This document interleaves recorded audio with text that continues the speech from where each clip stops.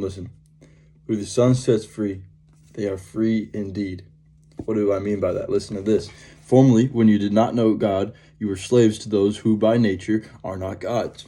What does that mean? That means that before you were saved, before you decided to give your life to Christ, and people who don't, right, who haven't yet, they live in complete sin. And sometimes Christians do. We live in whatever our body feels like doing, whatever the cravings of our flesh is. If, I feel like lust, I'm gonna go masturbate. Oh, I feel like eating a bunch of sweets, I'm gonna go do that. I feel like gossiping, I feel upset, I'm gonna act a certain way. You know what I mean?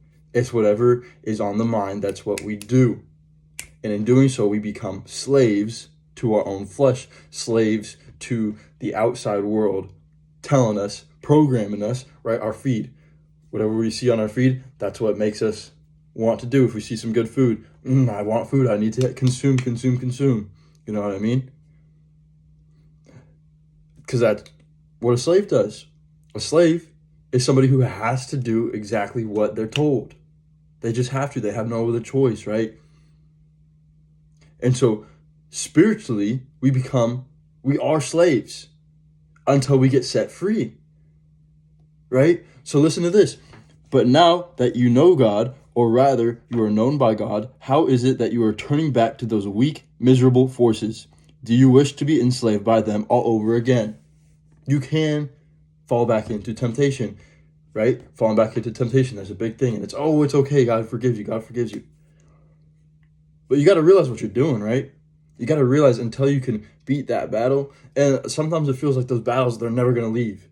Certain things that you want, those never leave because we're in corrupted flesh bodies until we go up to heaven and it all returns and everything, and we get our perfect bodies. That's another video. But while we are on this earth, okay, we are corrupted. I'm not meant to have acne. My back is not meant to be the way it is. You know what I'm saying? Like there's so much wrong in the world, and people say that all the time, and that's one of the main reasons that people don't want to believe in God is if God was real, this one thing wouldn't happen to me. You realize he's giving you the chance to get out of that by accepting him as Savior, by choosing to live for him, and then you get salvation, and then one day that's all going to be gone. You're not going to have to worry about any of that anymore.